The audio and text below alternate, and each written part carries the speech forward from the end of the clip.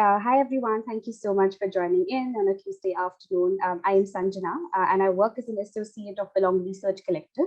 And I welcome you all to the final and the 10th day of the inaugural edition of the xSDG UnConference, which is an initiative of Belong.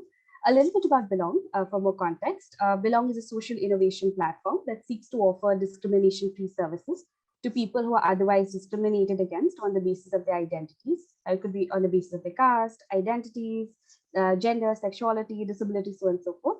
We run three major verticals, programs with three major verticals, and these are called the Research Collective, which is what the UnConference is a part of. The Mental Health Collective, which talks about intersection of identity and the mental health challenges, and Literature Collective, that's more focused around art, literature, diversity, and inclusion. The UnConference is a part of one of our major initiatives that we've recently started, and it's called the xSDG, which is a global platform to promote truly intersectional and inclusive development. And so far, we've been curating a lot of interesting resources in terms of research papers, reports, data sets that focus on development through the lens of intersectional identities. Now, onto the UnConference. The UnConference is in collaboration with organizations such as Dalberg, JPAL South Asia, and Breakthrough India. It started on the 18th, and it's going to run up till the 31st, which is today. And our last session is at 8:30 today.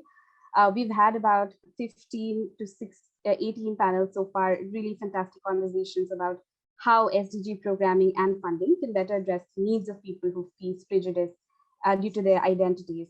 And we've been featuring a lot of interactive sessions with thinkers, doers, academics, especially people like you focused on SDG topics. And we also plan to shape concrete initiatives that can be implemented going forward through this conference. So yeah, really excited to have you all on board. And that's it from me. I will quickly hand it over to Nirat, who's going to be moderating the session, but is also the founder of Belong and is also a partner at Dalberg. So yeah, over to you, Nirat. Thanks, Anna. Can everyone hear me all right? Okay, great. So really excited to get this day started with this really fascinating panel on inclusion within public policy and development schools. I want to begin by maybe just providing a couple of minutes of context on why we thought this was a really interesting topic to cover. And then I'll introduce the speakers and the panelists, who between them represent extremely important vantage points and perspectives when we think about public policy, education, development education. So as the xSDG conference has sort of panned out over the last 2 weeks, we've really touched upon different aspects of how development programming across different SDG verticals, be it water, be it energy, be it education, etc., how all of them currently have a lot of blind spots when it comes to intersectionality. So when it comes to designing programs and funding programs and implementing programs that take into account the diverse identities that users of those programs actually have, right? So how different identity markers mediates the experience within development, and how many a times the entire development ecosystem, be it organizations that implement programs, policymakers, funders, media, even end users, specialists, researchers, how many of us actually don't fully take into account these intersectional questions when we work in development. That's really, and there are many drivers of this. There are many reasons why these kind of exclusions, this lack of fully intersectional perspectives exist. One of them, however, one very, very core reason is the way many professionals working in development get trained, right? So how people get trained when they study different topics. So somebody might study public policy, somebody else might study economics, somebody else might study, let's say, development economics or different sort of development anthropology or whatever you have. And I think the way those programs are designed and the way students, faculty, even sort of people associated with that, community researchers, the way they think about these topics, the way curriculum gets set, the way interactions sort of shape up in those environments really does have a lot of spillover effect, downstream effect in the way development actually gets practiced.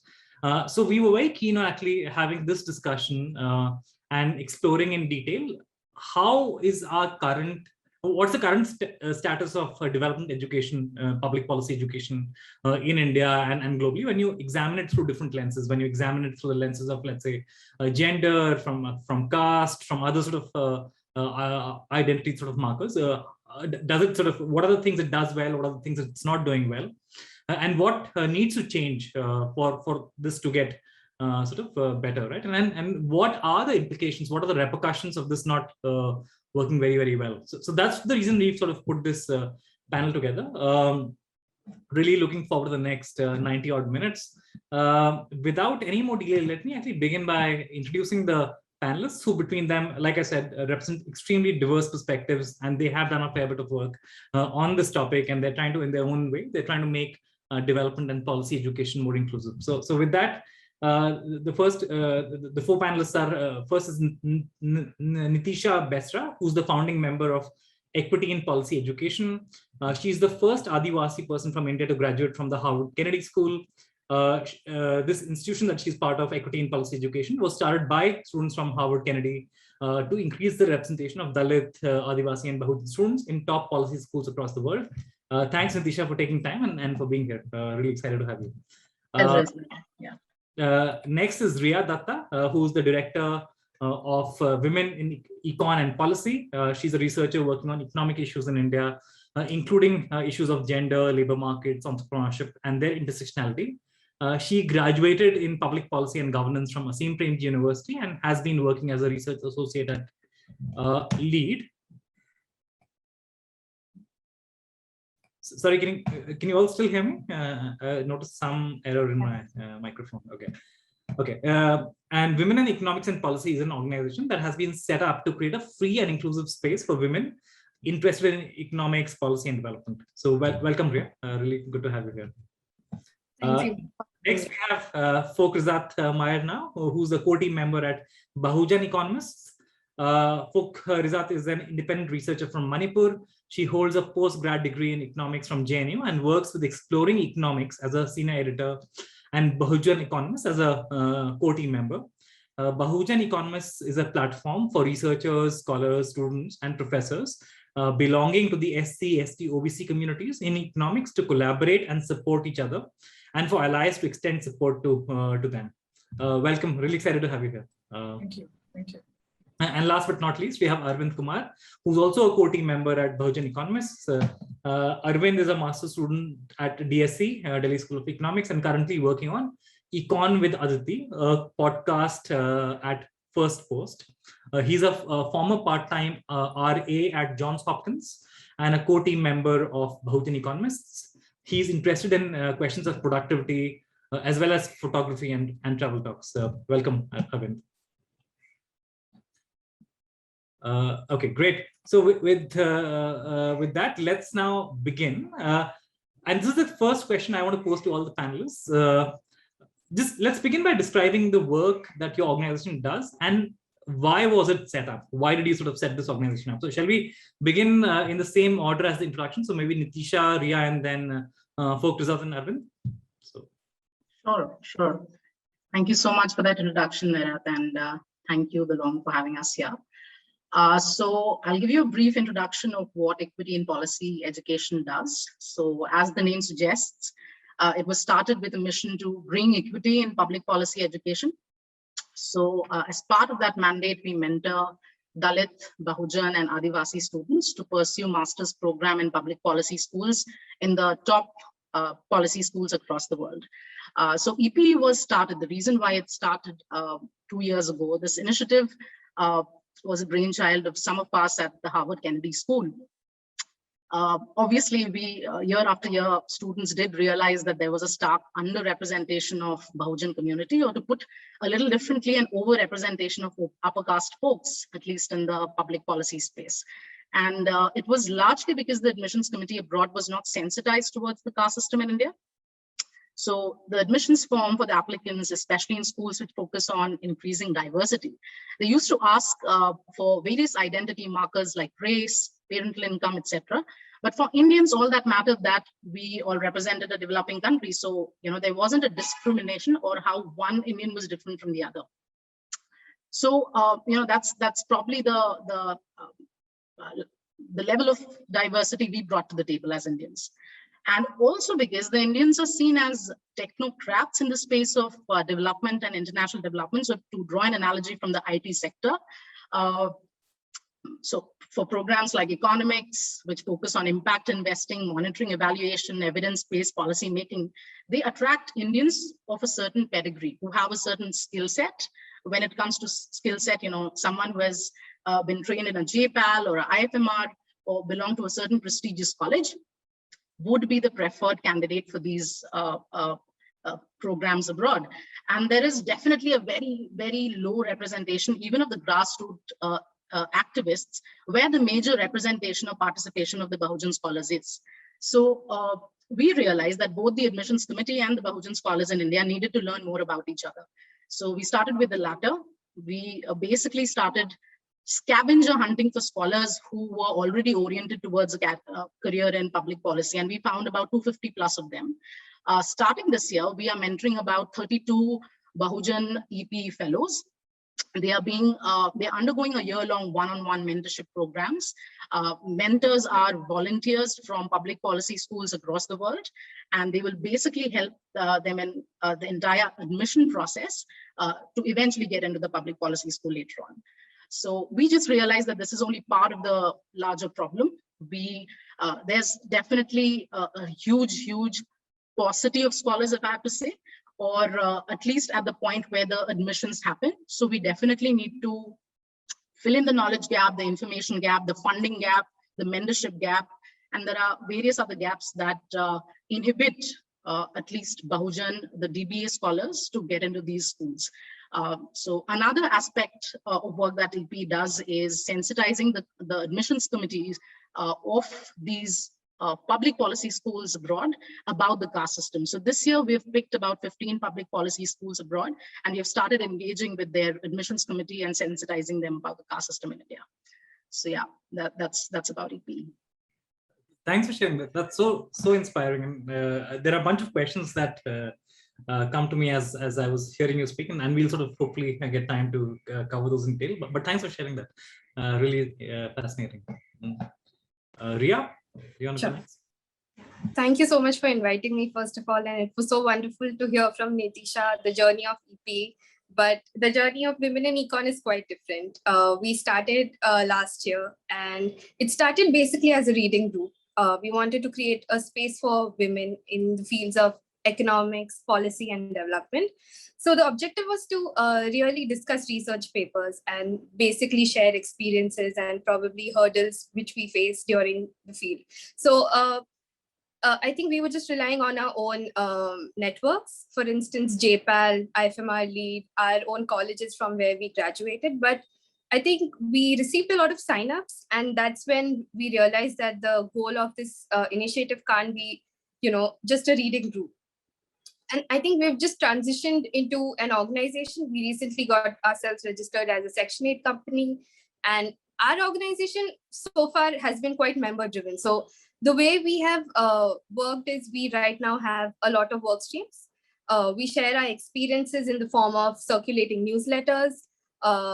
We have an upcoming blog post. We have podcasts. So we reach out to speakers and we want to discuss, and we basically want to convert all these very econ journal, econ research papers, which are written in journals, into digestible, ways of how you consume econ in general.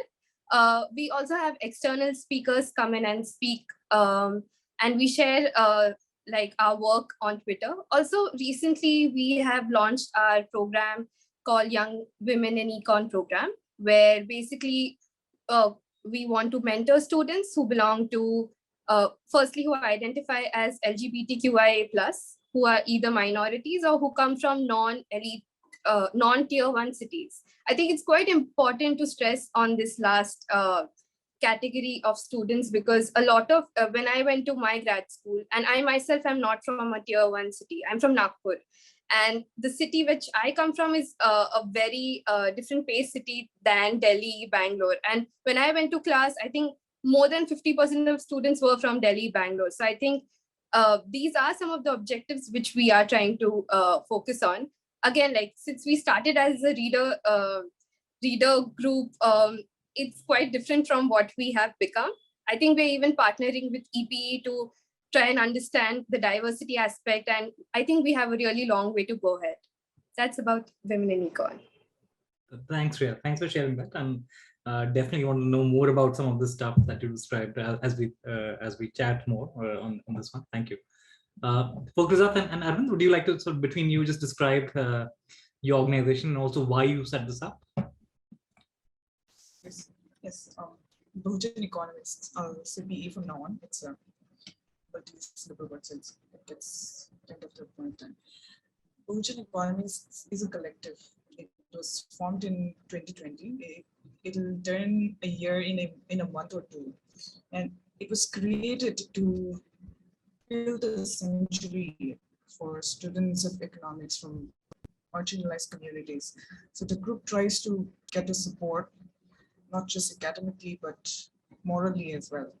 Most of us have very uncanny stories and encounters in schools, colleges, universities that our parents usually don't have an answer to. So in times like such, it's really important for us to know that we're not alone. And that assurance that we're not alone is a good place to start in order to keep going. So that's pretty much the point.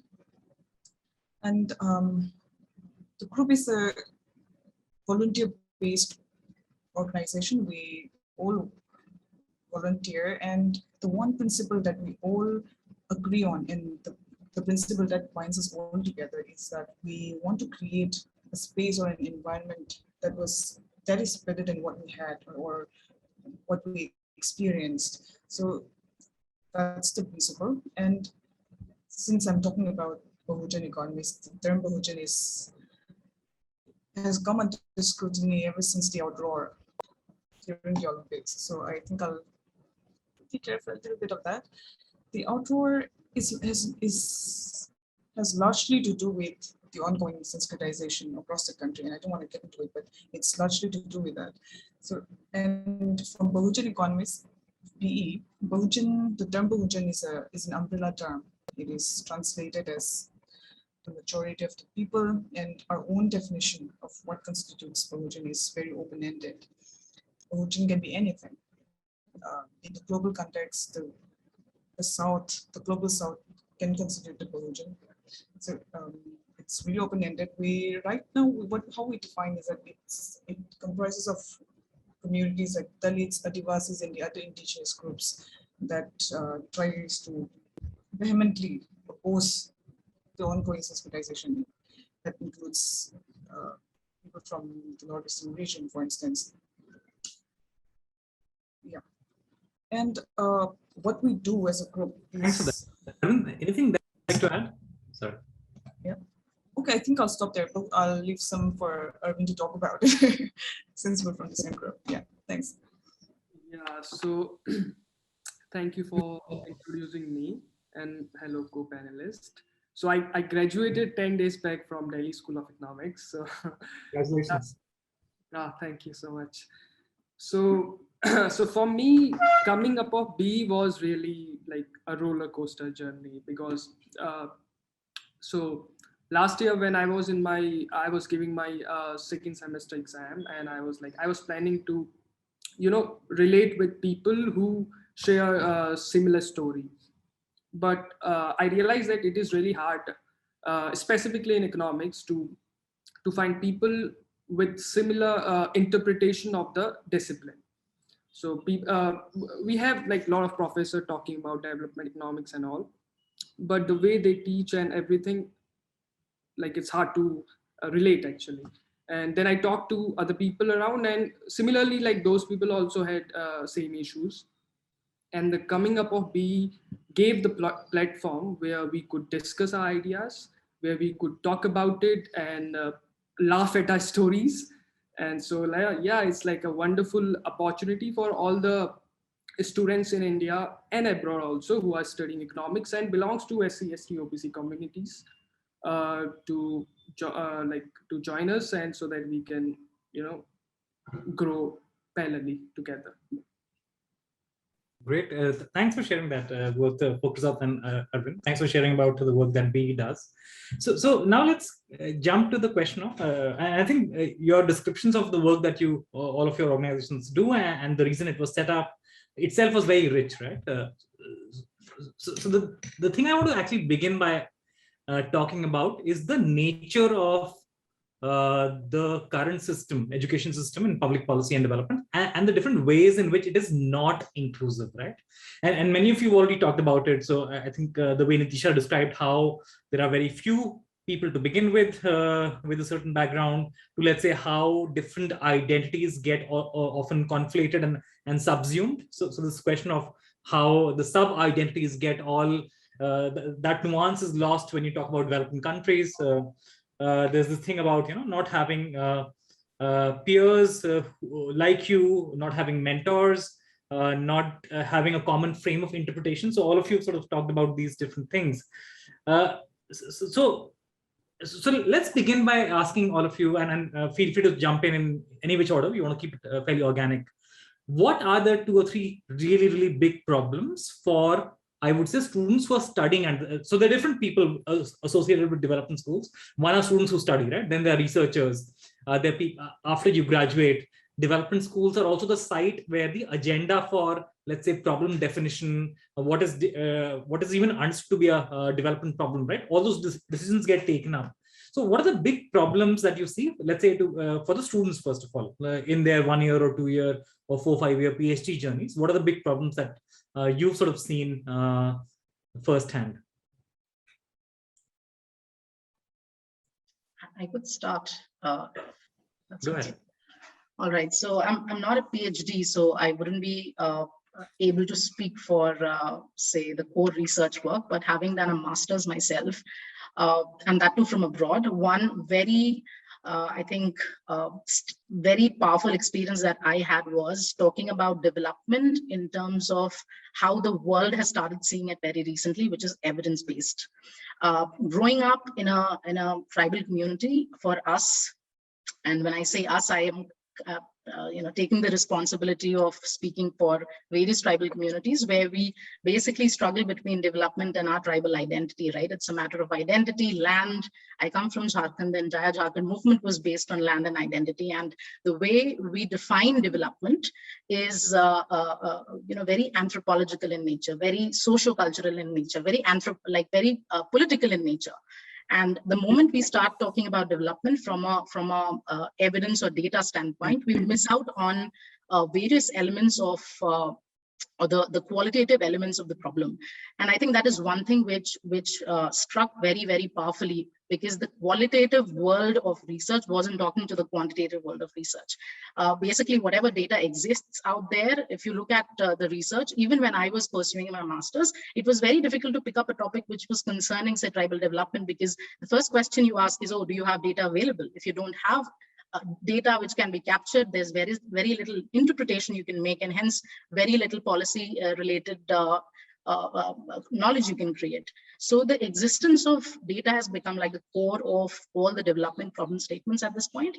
And the last caste census we had was in 1931. Ever since then, we don't even know from a lens of, we do have approximation of what is the overall religion bifurcation in India. But when it comes to caste, we haven't had an official caste census. So, if you don't have census, we don't really know in terms of numbers how representation stands. We do know it for certain government jobs, certain government schools, colleges. We don't know for private sector. So somehow that entire dialogue or the conversation based on caste has been missing systematically, which stood out very, very prominently for me. That was one. Second thing is definitely about having a peer group. And these discussions on caste. So for example, to give you an analogy, when we talk of science, we start talking about atoms and molecules and then Newton's law of motion, and then we jump to thermodynamics, quantum physics. So it's an incremental knowledge addition that happens. For something like caste, we barely talk about it in a systematic fashion. The only mention of caste is probably there in the Constitution of India. And then suddenly when I jump into an IIT that I went to, everybody is talking about caste from a reservation lens. And then, all that I have to face is defending either my identity or not reveal my identity, because it is largely associated with shame, because maybe my merit will be questioned, and maybe, the capabilities that I come with will be questioned.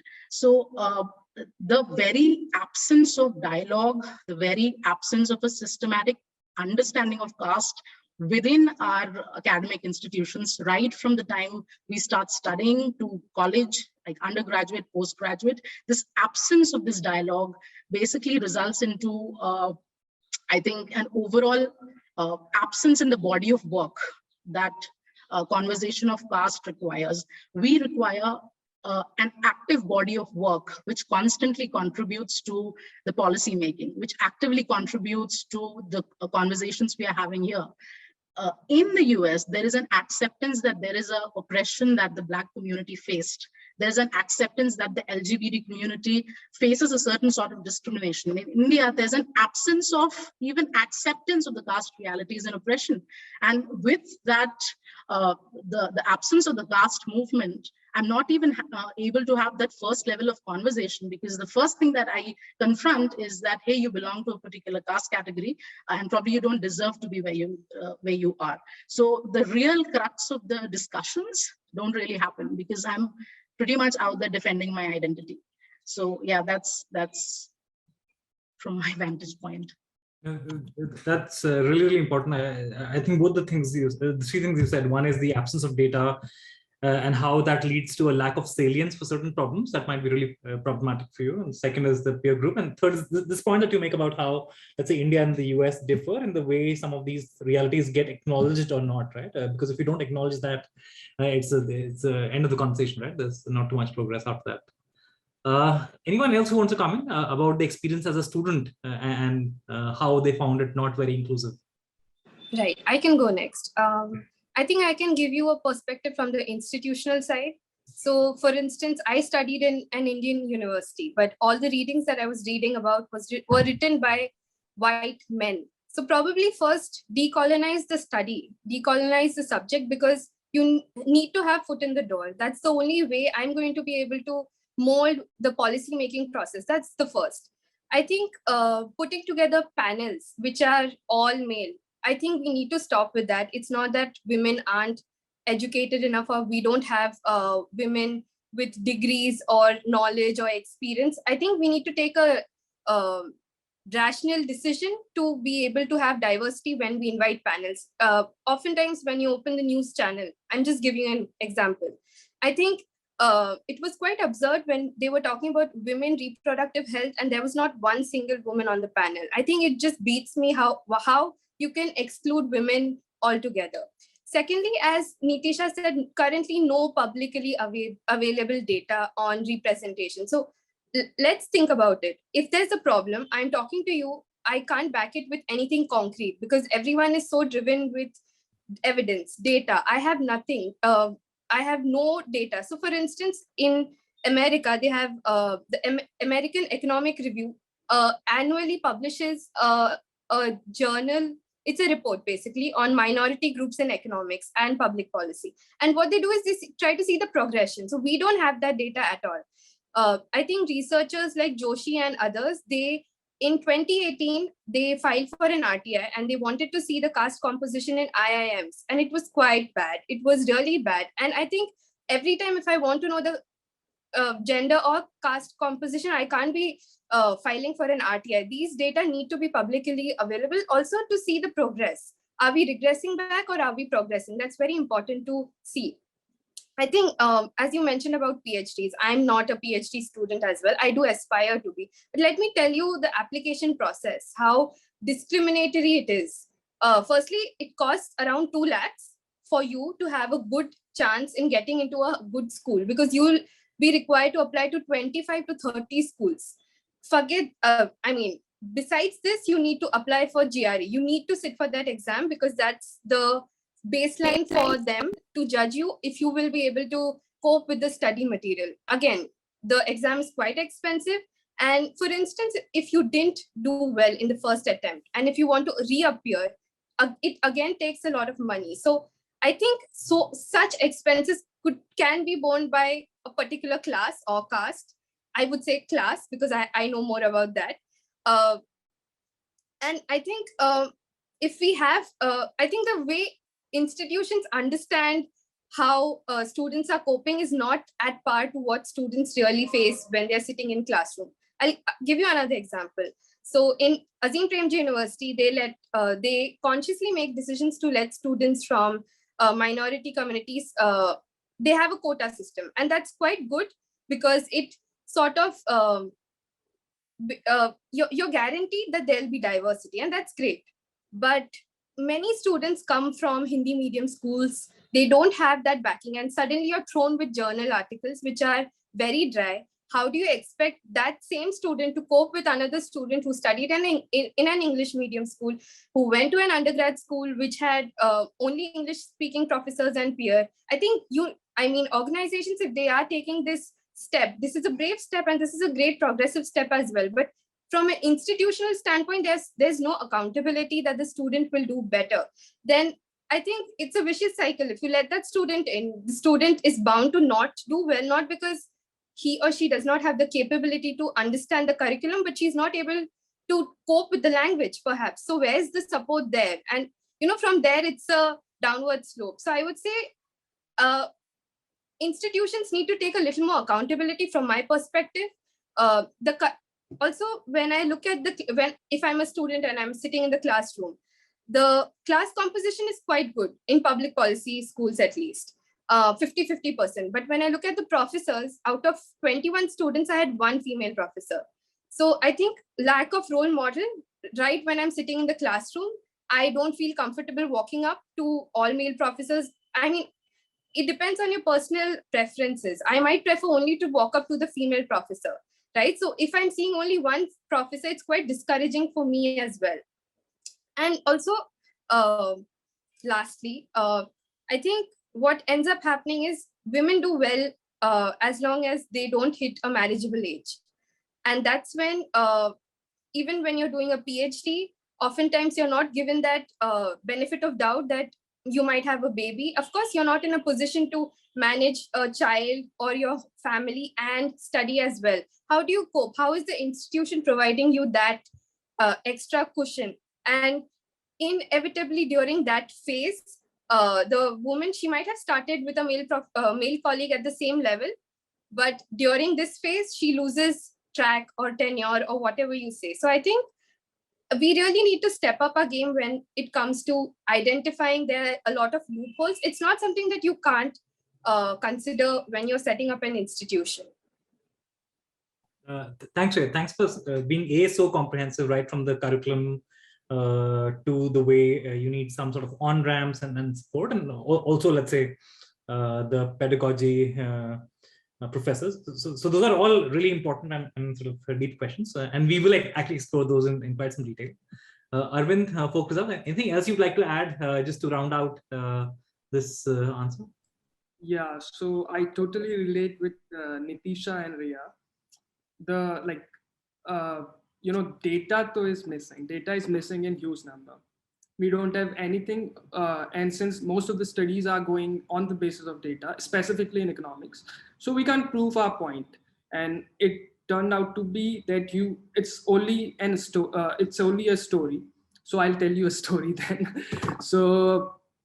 I'll tell you a story how the things happen at master's level, particularly in Delhi School of Economics. So I was talking with my friends one day, and we were having iced tea or something, and the guy was really worried that how he's going to solve linear algebra sitting next to his fufaji in sofa, and he was like, dude, like we need a proper room, quiet room where there is no interference. At least the universities should provide hostel facility and all. And then I went through some past year research done about the situation of student at Delhi School of Economics. So one of the senior in 2018 did analysis of like how students are performing. So it turned out to be that 84% of the student who belongs to SC category could not clear one of the 3 compulsory courses in the first semester, and 29% of SC and 41% of ST student could not pass all the 3 compulsory courses in this same semester. So the problem is not just about how they are performing. The problem lies way behind. So if you see at the curriculum, right?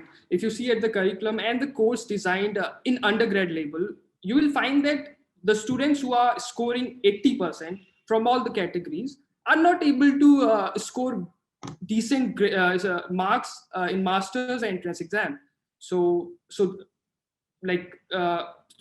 what you realize is the student who studied in the same university cannot clear master's entrance exam of the same university. So there is a gap between the things that they demand in the master's entrance and the things that they teach us in the undergrad level. So those people who are from the privileged background, who can afford 60,000 rupees coaching fee for the entrance, they end up in those coaching institution and clear the cutoff required for the masters, which apparently is not in the case of the marginalized communities. And you will see that how these students tend to, like, they're hopeless. They don't have any resources. They don't have any person who can, guide them. I call them what was the word? Like, I call them, let me check my notes. I call them treasure hunters economists. So they have to solve riddles like for every single thing: how to communicate, how to approach professor, how to go to university office, how to go for LOR, everything. Like, they need to find every single battle by their own. And then you realize that there is entire justification by all these professors that you guys don't study well, that you guys don't give time in studies, end up wasting your time. But you need to realize that these students are not comfortable enough to go to, first of all, get a room in Delhi, and that too so expensive city, and order food online, offline, and they need to cook their food. They need to go by the regular public transport, which consume time, and a lot of social issues are associated with it. So people need to, first of all, like Neetisha said, acknowledge that, okay, there is an issue. Acknowledgement is the first thing which is missing, I guess. And then don't give justification. You need to take accountability for it. You need to take accountability that, okay, we are the person, we are the institution, we are going to help you guys, which is missing since 2000 years, I'll say. Thanks, Arvind. Phokrizat, anything else you'd like to say? Yes, everyone has. I'm so sorry, there's something wrong at my end, so I'm just experimenting with different video sources. So excuse the dropping in, dropping off. Do you just want to go next, Phokrizat? Yeah, just briefly. Everyone has talked about the institutional problem. I'd like to look at the interactional problem. When we are talking about education, schools, universities, colleges, we are depending on our professors, our teachers for information. So it also boils down to how good a person we are in many ways. The kind of intention we have for acquiring education. Education as a pursuit of knowledge should make us be better people. And if the kind of education we receive in our schools does not make people want to be better, then there's something very wrong at the core, fundamentally very wrong at the core. It's both institutional, but if we really look at the person, the personhood, for instance, it's not the qualifications that makes a great teacher, for instance. All our favorite teachers, if we really reflect, are usually that one particular teacher from high school or middle school. It's usually that. So those soft skills that is actually part of, that should be part of culture. Those are the things that we need in our education. It's not the qualifications, not the data-driven, these are the degrees that I have, and all that. It's usually the soft skills that makes the teacher a good teacher. For instance, I'll briefly share my experience. I moved to Delhi for my 11th grade. I had a mathematics teacher who spoke English the entire time, or well, 80% of the time. But the 20% of the time she speaks Hindi. She chooses to speak Hindi. And that 20% of the time is when she explains the linkages between step 1 and step 2. And this is mathematics. That small linkages explains the entire thing that we've discussed in that class. So she would choose to speak 20% of the time, and that's when she chooses to speak. I was aware of the problem, but I couldn't really complain about it, because how do you really complain about such a thing, right? And I didn't understand a word of Hindi at that time. So I tried to speak to her about it, and it is also my incapability to tackle with the issue. But she replied, well, I speak English most of the time. I am a native Hindi speaker, so Hindi comes out every now and then, which was true. But then that time that she chooses to speak Hindi, that's a very nuanced way of excluding someone.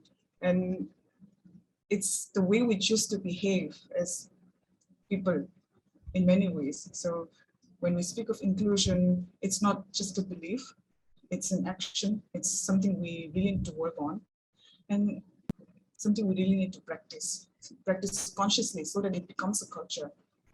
Inclusion cannot be imposed. It's not a rule. It's not, it won't be soft, or it cannot be brought about with a public policy alone.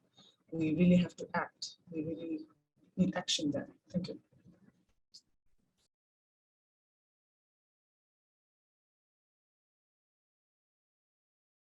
Can you hear me? Yeah. No, thanks very much for sharing that. I think between all of you, there's so many different almost ways in which you sort of shared that this manifests, right from the absence of data to the lack of, let's say, peers, the lack of recognition of caste as an important driver of difference and problems, the colonial kind of legacy, the male domination, to it being not just life at the university, but also life, your personal circumstances and how they affect how people do. And even I really like the way Phokrizat you put it, the soft skills, and it really cannot be imposed. It has to come from within to a certain extent, where let's say teachers and professors should take active effort around this. So if one were to think about all of these as the way the problem manifests, right? The question I have is, why do you think this problem exists? I mean, what are the upstream drivers? Is it that A, these things are a blind spot? B, do you think that people don't have the right incentives to solve these problems? C, even if they have the incentives, are these kinds of things not well resourced? Is there not enough funding? Is there not enough kind of participatory problem solving around this? Is there a lack of discussion with students and others in this? Is it poor implementation? What do you think are the big reasons why these problems exist in the first place? That's the first part of my question. And the second part of my question is, I suppose all of your organizations do represent some positive efforts, right? So are you seeing a lot of momentum in the last few years? Are you seeing a lot of such activity both within India and outside of India to try and improve things? Or you think these are just small isolated efforts and at scale, things are still very static? So first, I'd love your opinion on why do you think the problem exists right now? And second is, are you seeing some change happen at any meaningful scale?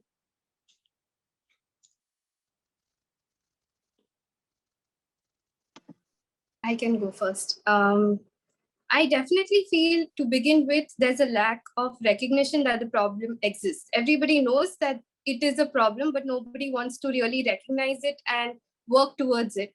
For instance, if the university has resources to invite a lot of speakers from practitioners or speakers from abroad, I definitely feel that they have the bandwidth to invest resources say, for instance, English speaking or English better writing, because you have to write so many papers, research, you have to consume so much research journals. I think you need definitely that capacity for sure. Can you repeat your second question, please? The second question is, are you seeing change happen? Do you think it's only happening at a very, very small scale through very isolated efforts, or do you think this is becoming part of the mainstream dialogue, and do you think change is happening at substantial scale? Great. Okay. So I feel definitely there's going to be a change. I'll tell you why. Because in the last 2 years, there have been a lot of organizations that came up. All three organizations that all the panelists represent, they came up within 2 years.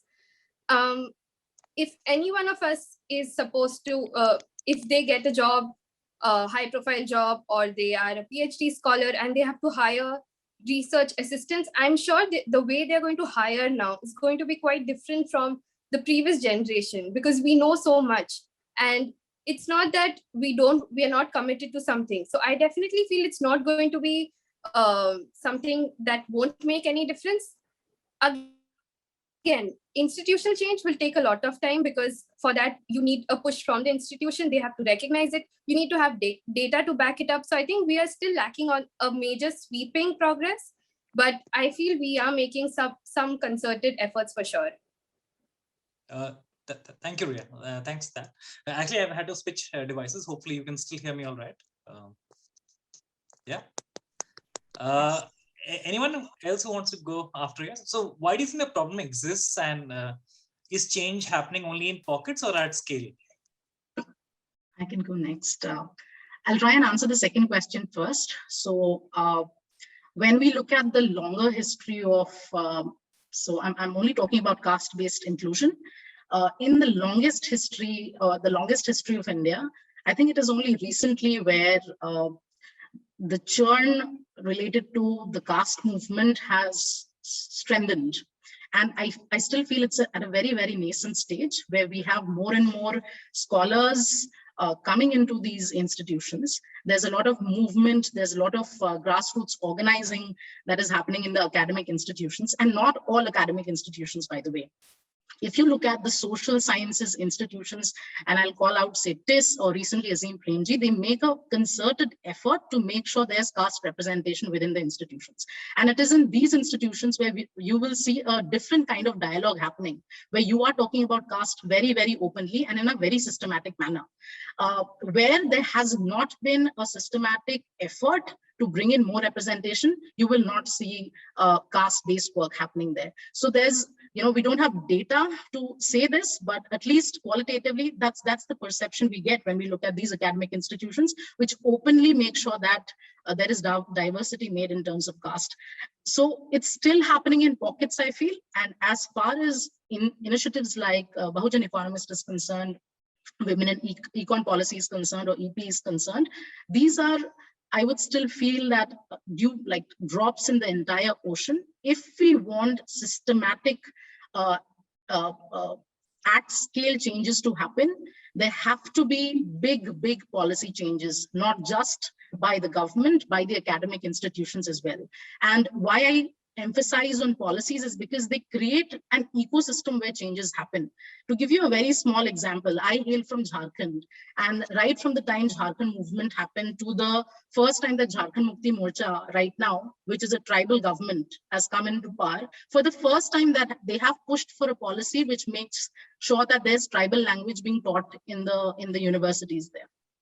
This is a big policy change. This is a policy change which will attract more tribal scholars to come into the academia. This is a policy change which will require so many professors to be born out of these universities who can further teach about tribal history, about tribal languages. So the big push policy changes are required, and it will only happen when there are big political decisions, there are big policy decisions, and the academic institutions have a big role to play, because where will the knowledge be created, or the incentive for this knowledge creation come? I don't feel that it is for the politics. Yes, there's politics, there's Bahujan politics that happens, but I think the academic institutions have a big role to play as far as creation of these scholars or the creation of this knowledge is concerned. And here is where I'll try and address the first question. I think where the creation of this knowledge is right now facing an impediment is lack of funding. Lack of funding when it comes to research in topics of inclusion. To give you an example, in the very recent times, okay, we have had fads and trends in development. There was financial inclusion, there's agri-tech, there's ed-tech, and somehow the entire the theme of where the funding will go is determined by that one impatient funder. And I'll speak a little brutally, but I'm personifying that funder as an impatient funder is because they require impact quickly in short term, and it has to be in numbers. Now, when the moment we start looking at impact, which has to come out in a year or two, we forget about the chronic issues, and caste is a chronic issue that we are talking about.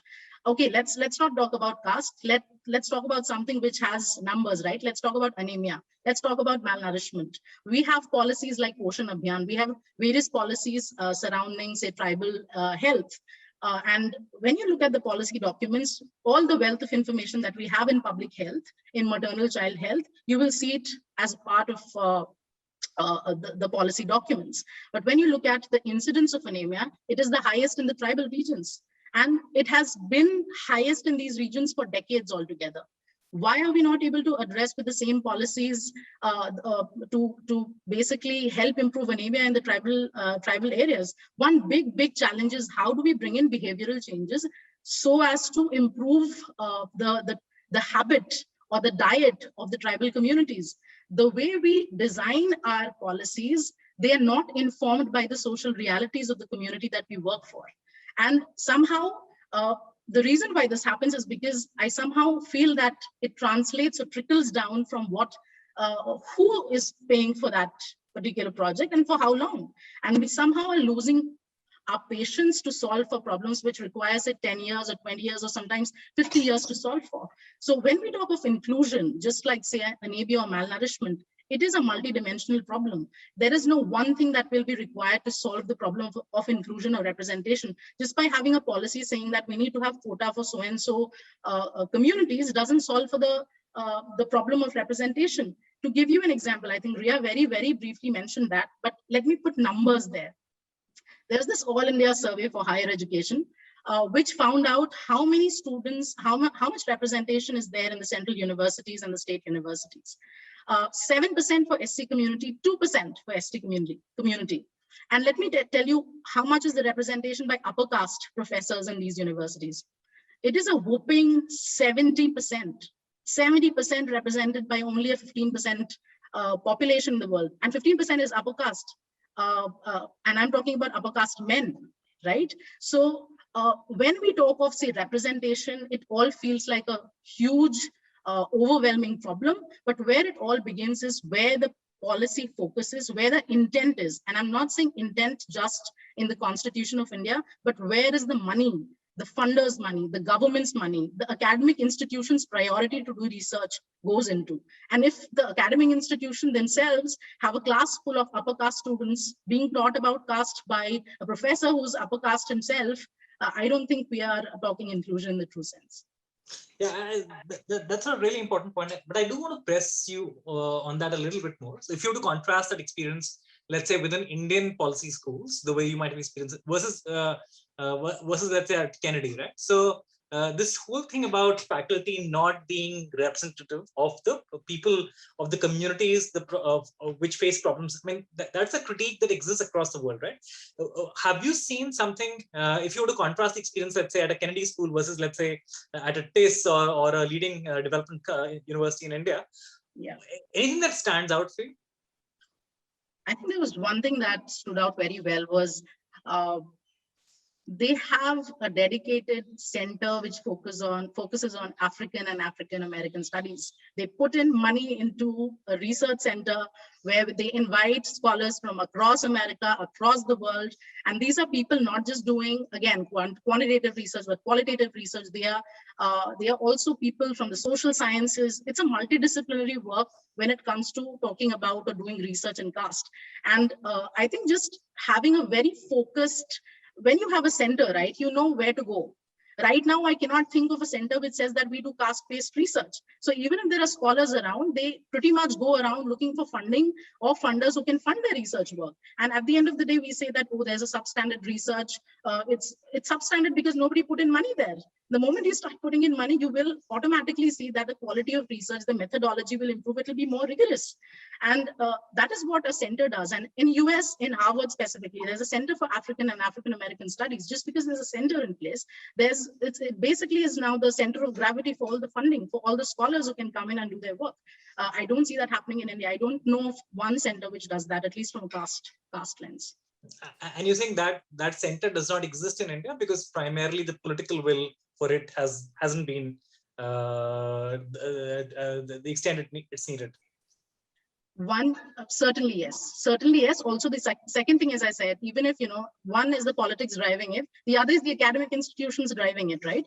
Like these are long-term problem statements. These are not problem statements which yield results in short term. Therefore, you need to have at least centers, small centers, even if these are professors. As someone said, we don't have enough representation from, say, the DB community as far as the scholars and professors are concerned. When you don't have people within the institutions who can really be flag bearers of the causes, how can you expect to have like centers and then, conduct research around these areas? So I think it starts, I will hold the academic institutions responsible for not focusing on getting more representation as far as faculty is concerned, who will then drive and, try and get more funding, try and do more research. So I think the primary problem that needs to be solved is, try for focusing on representation. And then maybe once you have people on board, see the magic it creates. Mm-hmm. No, that's very well put. Just to add to that, I'm an alumni of this as well. So I remember that past 2-3 years or before that, there are some centers in TIS which focus on tribal studies, and the government made a conscious decision to pull out funds from there. The Hyderabad campus was shut because it focused on a lot of issues which the government at that point did not go well with the government. So I say, even if the institution is ready to do this, because this is a government funded institution, there has to be some channel from where the money comes in. As she said, that there has to be a center where all scholars who want to study about that problem, they need to go there. And even if even if a university is doing that, the government is not letting it do. So I don't know where we go from here. Arvind and Phokrizat, would you like to add anything to this? So just to repeat the question. The question is, why do you think this problem exists? And are you seeing something change at scale? For me, the problem lies in the production of knowledge itself. Neetisha has pointed it out already. So the insistence on data to prove certain things, the very nature of knowledge itself. We can go all the way back to the Enlightenment period on how the scientific method took over other forms of knowledge or knowledge system or other ways of knowing, really. So it really starts at the production level, the knowledge production level. When we talk of political parties, we have to really think about who is driving the policies that these political parties are trying to implement. So this academia and knowledge production, it's beautiful, and it's also a very dirty place, I would say. So policy making comes from academia. Literally everything comes straight from knowledge production itself. So the point I would say is to really try to tackle there at the core of the problem itself. Ria mentioned decolonizing the subject and so on. We really have to decolonize the way we study, the way we consider what is knowledge, for instance. So the problem would be when we speak of curriculum, classroom composition, all that, it's all down there at the production level. And yeah, that's what I would say. Thanks. Yeah. So like, according to me, the problem lies in the power and authority. Like the power and authority, if you look at it, like a limited set of people have these stuff.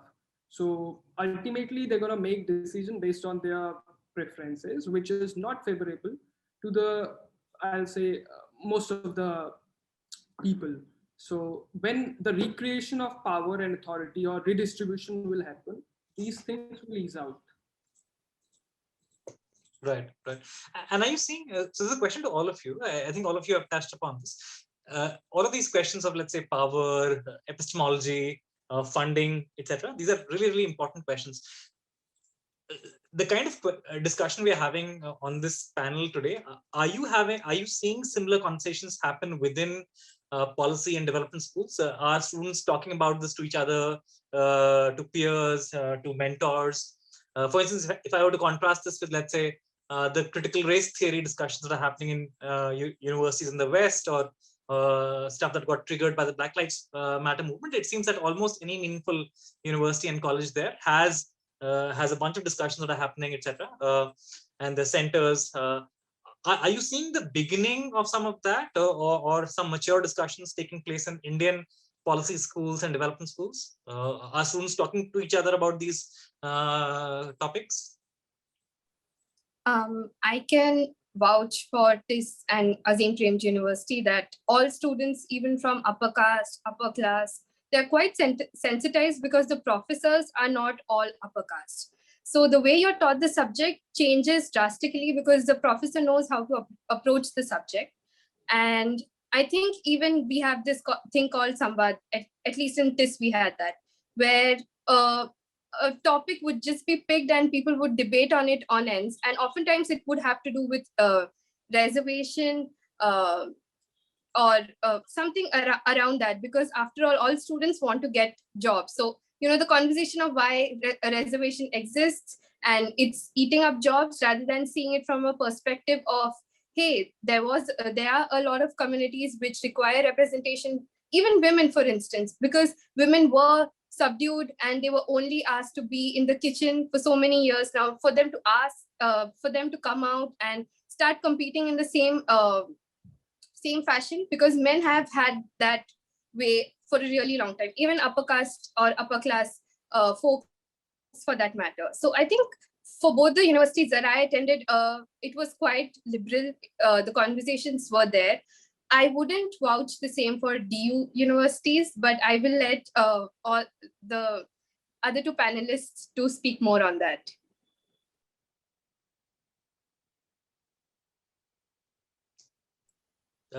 Anyone who wants to add a little bit more detail? Yeah, Arvind, go ahead.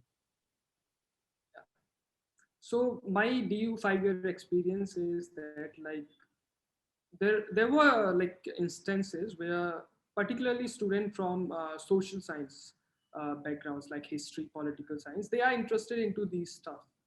They talk about it, they visit nearby universities like JNU, Jamia and all. But when you talk about some specialized course like science, BSc and all, these things doesn't really happen. Those people are unaware about all these stuff. They are not sensitized about all these things. They don't have any space where they can at least talk about these things. And even in master's level, like, it is hard to find students who can open up and talk about these issues. But you can find these sort of small groups in university space, mostly say near a tea stall and all, hostel mess like this. But it's too less. But I'll say we three organizations are doing really good.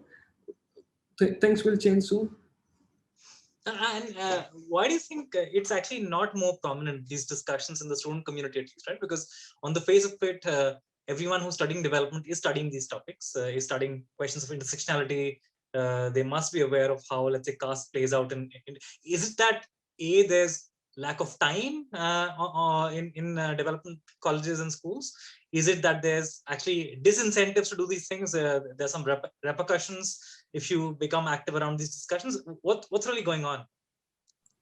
I think the problem is who is teaching you those subjects, and do they think it's in their do they think it's important that students should know? For instance, in my college, the professors would come. So these sessions would go on till 7 p.m., 9 p.m., and the professors would be up with us debating on these issues.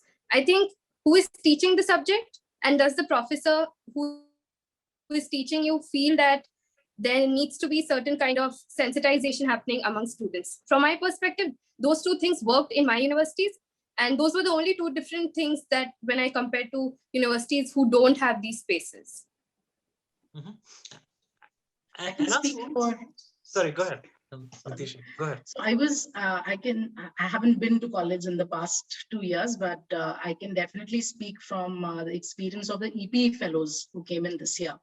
I think one very, very big challenge was people just coming out as Bahujans, especially in an academic environment. When you talk of caste, even to own it up as your own, as a personal fight becomes a huge challenge. You have to undergo so many social, psychological, like mental barriers to even start this conversation.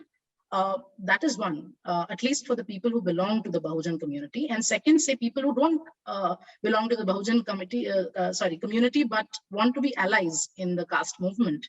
For them, it becomes very difficult because at least the other folks in EP, they tell me that it's very difficult to own the space. I can't take away the space of talking about caste from someone who belongs to the Bahujan community. So it has to be a combination of both coming together and having this conversation. I think that is very nicely brought out by both Arvind and Ria, that that kind of environment is either created within the universities through the faculty, how they teach it.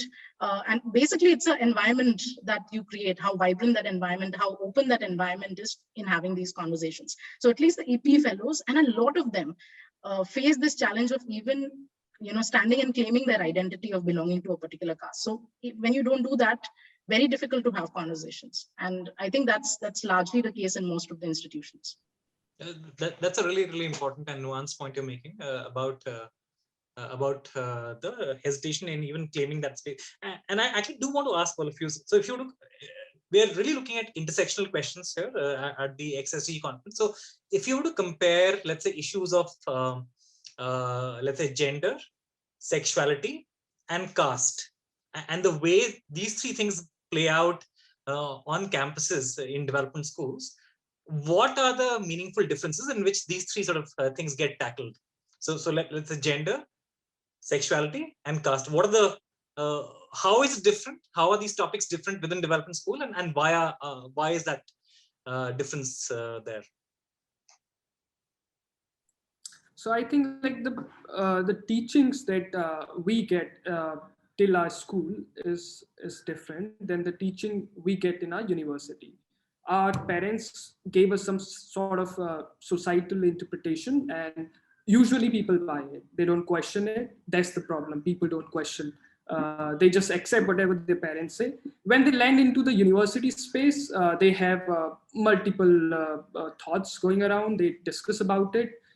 But then also the main problem lies is like when these people, I have like personal experience, when these people go back to their hometown, specifically in the COVID time, like I analyzed their behavior before the COVID and after the COVID.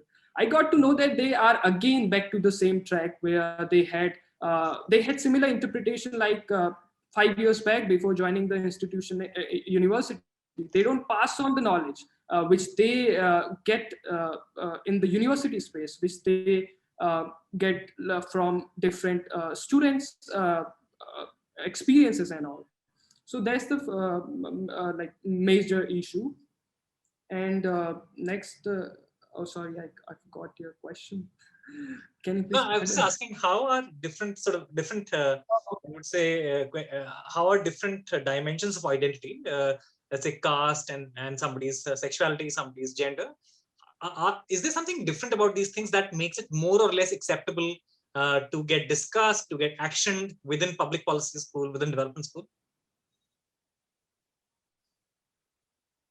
The scope, the space is first of all the major issue. We don't get space where we can talk about this, and since like gender, all the gender don't like to join that space and talk about it. Usually students talk about these issues with their close colleagues, close friends, And yeah, like more or less, like the much time you spend in university space, the more time you get to discuss about these issues, and more interpretation you get. Like for me in the undergrad, it was not the case, but when uh, like I was in the last semester, I got many perspective from different genders and orientation and all. Sure. Nitisha, I think the question of even coming out, right? Even claiming that space, is it different, let's say, for different kinds of identity markers in policy school? I can definitely speak for two, at least the gender and caste discussions. So my personal experience has been that, at least in the Indian institutions, obviously in the US institutions, caste becomes irrelevant because as I said, finding another person who probably has had the same caste-related experience, lived experience, I might not be I may not be able to find someone like that in the UN. So kind of irrelevant for the public policy schools abroad. In India, if we are talking about universities in general, not specifically public policy institutions, I think it is much easier to talk about gender, then sexuality, and then caste. It varies from place to place. I come from an engineering background. For me, finding another person who belongs to the same caste, and even if we know about it, we don't do anything about it, right? At least as far as gender was concerned, I had at least some females, even though the gender ratio was pretty much skewed. We did have a lot of conversations related to my gender, like me being a woman engineer, me being a woman engineer in an oil field. I think in the initial part of my growing up as a professional, I focused a lot on that because that's what I found allies in to talk about. When it came to caste, it was very difficult to find someone who belonged to, say, an OBC or a ST, because first of all, as I said, owning up to that identity is very important, and you don't get a space, as Arvind said. You will not find a poster saying that, hey, if you belong to a scheduled tribe, we are having a forum here, let's meet at 5 p.m. You wouldn't find that happening as often. But if you find, so over time, I think even with the LGBTQ community, in the US at least, I've seen a surge of such platforms, such forums coming up. Same as for, I think, women. There are various research centers, and it's quite a visible thing to bond over, right? Like I'm a female, and a lot of times you can't go wrong with my gender. But with caste, it's a hidden identity. Just finding someone from your own caste group is difficult, and I therefore feel that it's the most difficult conversation to find space for. Yeah, I think I can speak about gender identities. In India, it's either you're a boy, you're a girl. You won't find those nuanced gender identities in India at all. Even if you have, coming out is very difficult. And I think if you're from a metropolitan city, it's fairly easy for you because you already had some level of engagement, and because you have to deal with homophobes, and that's a big issue, right? You don't get a space. It's a very hidden identity. You don't know how people are going to react. And I think it's very different if you compare to universities abroad. I can speak from the perspective of Oxford University. One of my cousins went there, and there are certain universities who, if they know that your gender identity is LGBTQIA+, they will allot you to a particular college where it's okay to be that university. It's okay to have that identity. That being said, I'm not saying that all Oxford colleges are very liberal, but I'm saying that there's a designated space where you won't be shamed for who you are. I think Wadham College is one of those. I definitely know for that matter. But for Indian universities, I don't think they're there yet at all. Mm-hmm. Thanks, Ray. Phokrizat, anything else you'd like to add before I jump to the next question? Yeah, about coming out, not just about sexuality, gender, or other caste identity.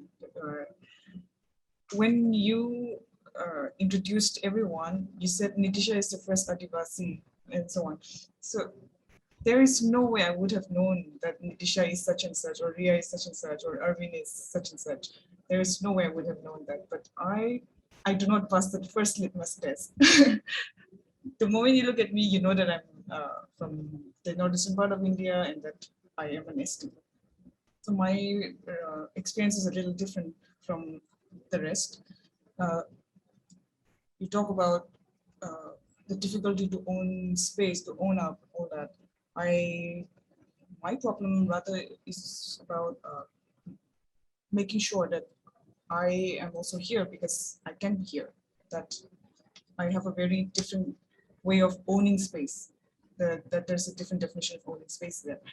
I have to constantly prove myself that I'm worthy to be here, and I also have certain capabilities that you don't know of. So that's the other sort of experience that I have, and people with similar facial structures that we would have.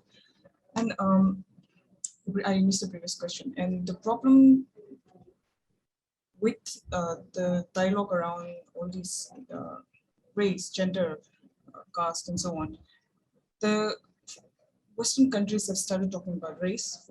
We, like you all said, we still haven't accepted it. I think, and our so-called progressive scholars also try to engage in all these critical race theory debates and so on. But to me, it seems like we lack context when we speak of diversity, which is a very common term nowadays. We speak of the division between the North and the South, the gender disparities and so on. But when we speak of the Indian context, we don't boil it down to the caste hierarchy. There's this inherent problem. We have a long-standing history. So there are other groups of people who don't fall into the caste hierarchy, but also are subjected to the hierarchy of the practice itself. So we really need to get into that. We need more context. Our country is also very capable. We can certainly theorize our own, and we really need to dig into our own context instead of simply engaging on, say, Marxism, for instance. I am from JNU, I can say this. So we talk about how Marxism lacks context in India. So much the same way, we need to contextualize to our own reality. Yeah, thanks. Thanks for that.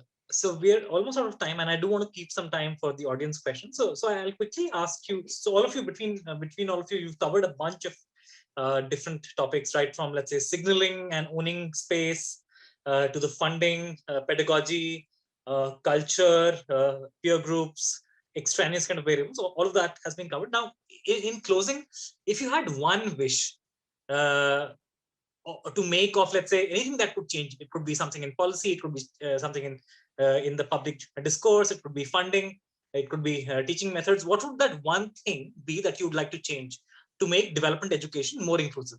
So we'll start again, maybe with you, Phokrizat, and then we'll go to Arvind, then Ria, and then finally Neetisha.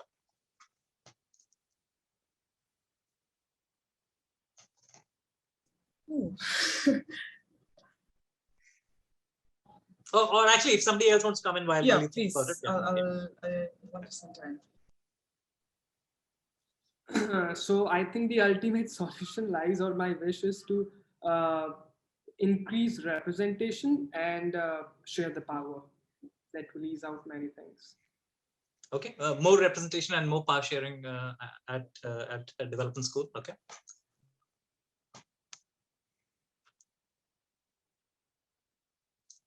Who wants to go next? I can go next. Yeah. Yeah. I think echoing with what Arvind said, but more specifically, more women in the policy making process. I have an example to back my claim up. In 2017 in America, Republican politician Tim Murphy, he was backing the abortion ban. He was backing that ban and he was funding it. He had a lot of money. So the entire mandate was going to go towards that direction. It so happened that his mistress got pregnant and he asked his mistress to go for an abortion. So just look at what he was backing. He was backing for an abortion ban. When you back an abortion ban, it's not going to happen that abortions are going to stop. It's never going to happen that legal abortions will stop, women will go to cheap doctors providing the same service, which might not be healthy, right? So the practice never ends. And that lawmaker, he changed the entire practice to suit his own situation. So I definitely feel women need to be in the forefront when it comes to policy making processes. Thanks, Ria. I can go next. I have two wishes, not one. One is definitely, broad acceptance of the caste movement. I think lots and lots of work is required there in just sensitizing people in caste. I just feel that, one fine day we wake up and everybody is like, accepting the movement. It'll make so many things easy. That's one. And second, I think bringing more patients to the funding space. The more patient funders we have, the more I think investment goes into creating bodies of work related to inclusion and specifically caste-based inclusion. I think it'll have a snowball effect in just increasing more representation, improving the network, focusing on the right problem statements. So yeah, one is acceptance of the caste movement, and second is good funding into the space. Mm-hmm. Thanks, Neetisha. I also have two. One is to democratize education, and the second would be reflection, just as human beings. In order to create a good policy, we really need to be good persons. Technically, it all comes down to how we are as a person. If your intentions are wrong, what sort of good things can you really create? So it really boils down to our selfhood to me. So first is to democratize education, and the second is to really reflect as human beings. Thank you. Yeah, no, thanks for sharing your wishes. I think all of them are really important. So with that, let's take a couple of audience questions. So I'm just opening up the questions. Just 1 second. So I see 3 right now. So I see 1 comment and 2 sets of questions. So Sarvani asks, her question has a bit of a statement to start out with, so I'll read that out. So centers as centers of gravity is a very good point. It definitely is a starting point, and she's a TIS alum, and she's attended a PhD, US Public University for a PhD. And she says that I am more or less aware of the initiatives. Here are my questions. Do you think there is a possible risk that these centers will become self-contained zones with very little exchange across departments and centers? So will they become silos or islands? That's the first part of the question. The second part of the question is, do you think that with less and less government financing, it is possible to have these centers in all institutions across India? So one is the risk of these becoming islands or silos. Second is how, with limited funding, can they actually truly exist in all the universities which actually have development activities? So maybe 1 or 2 can take that question. Yeah, sure. I think definitely there are silos. To begin with, when I came out of this, I found it difficult to find people who probably spoke in similar manner, were equally sensitized, because I think it's definitely an island where everyone is open to discuss whatever they want to discuss. I wish it was any different. I definitely felt very different when even I was speaking to my own parents, and they're quite liberal. But when I came back, I could see that there could have been some fractions if I continued arguing or pursuing that point in my perspective. Second, India, right now, a lot of private universities are coming up, but still a lot of government funding is required for Indian institutions. So we definitely rely a lot on government funding. We don't have, for instance, like it happens in US, we don't have private funders funneling in a lot of money. It's not always legal. Let me give you an example. If a rich industrialist wants his or her daughter to be admitted in Yale, all they have to do is build a library. That does not happen in India. It might be a bad practice, but it is creating a public good that by no chance happens in India. The practice is that the government has to fund these initiatives. So I think we invariably rely on a lot of government funding. I wish there were a different model for sure. To give an example, I think Azim Premji University is pursuing that. and even Ashoka, but it comes with a risk. As we all know, the Vice Chancellor had stepped down. So, you have to take it with a grain of salt, at least in India to begin with. I don't support, you should take it with a grain of salt. You should have that academic independence to write whatever you want to write. But this is the case in India for sure. Anyone else who wants to comment, especially on the first part of the question, which I find really interesting? Even if these centers were to get created, is there a risk that they'll end up becoming these islands of equity, or how do we sort of ensure that they don't remain siloed, that they interact with other parts of the system? May I say something? Yeah. As a student of economics, I will speak about my experience. There's a huge divide between qualitative study and quantitative study, and there's a rigidity in the methodology itself. So this whole idea of purity of methodologies can separate people within the field itself, which is evident in the field of economics. So yes, even if there are centers, the methodology can really divide people within it, not just inter-center relationship, but within the center itself. So that's one. And what else? That I can't remember what else I was going to say. So that's where.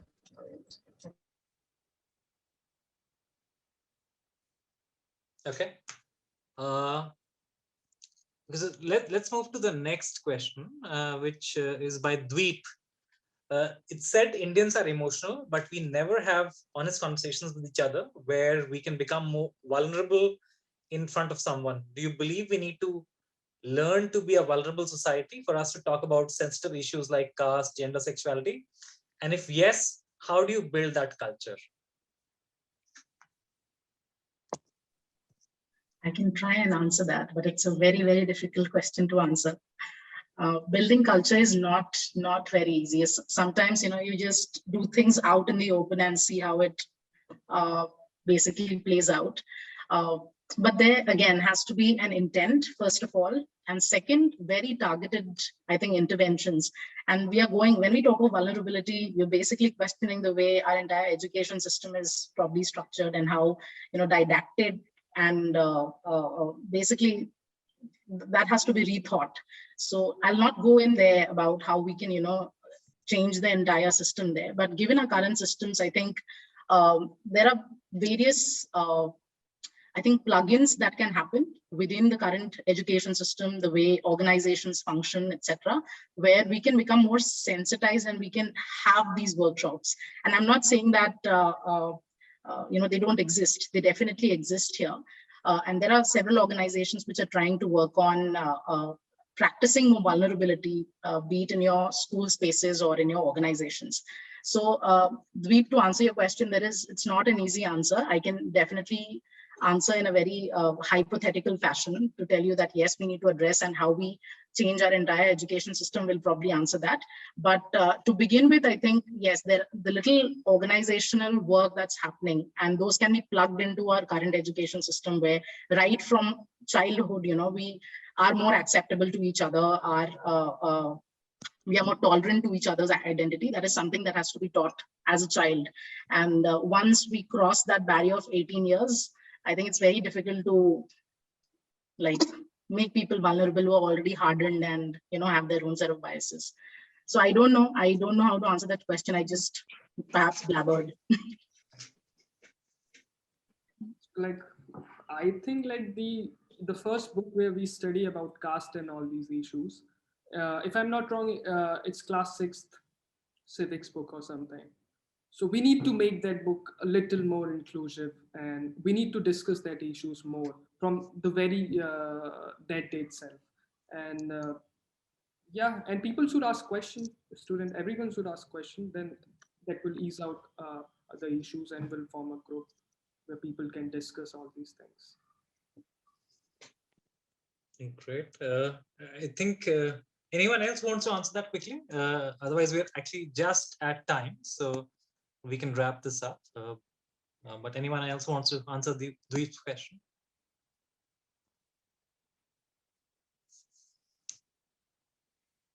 Veep, that's a deep question. Yeah, I think it's an important one.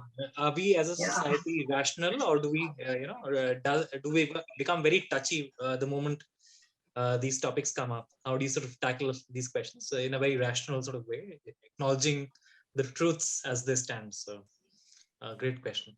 All right. On that note, let me wind this session down. Thank you all. Thanks for attending, and thanks for just being so honest with your answers, and also grounding it in the work that you're doing. I personally found all of the different things that you're doing really, really inspiring, and wish you all the best going forward. And yeah, hope to hear a lot more from all of your organizations. So thank you for being here. Thanks for having us. Thank you so much. Thank you. Thank you for having us. Thank you. Thank you for having us. Thanks, everyone. Bye Sorry, now. before we Sanjana now. Yeah. Yes, before we drop off, I just want to make a quick announcement. First of all, thank you so much to all our panelists. I personally learned a lot through the conversation, and I hope to stay in touch with all of you. Before we drop off, I just want to make a quick announcement that we are going to be starting with another panel discussion in 30 minutes from now. And the panel is called How Can Global City and Urban Development Programs Be More Inclusive? And we have about 3 to 5 panelists, very fantastic set of panelists. Dr. Ghazala Jameel, who is a professor at the Center for the Study of Law and Governance at Jawaharlal Nehru University. There is Dr. Mira Osman, who is a research chair at Spatial Transformation at the University in California. Yeah. And then there's Kira, who is the lead at Habitat Planning and Innovation, Aga Khan Agency for Habitat. So if you all are interested, please do stick around. And if any of you are interested, I can just change your role as an attendee. So let me know. Thanks, everyone. Hope to see you all in 30 minutes from now. Bye-bye. Thanks. Bye.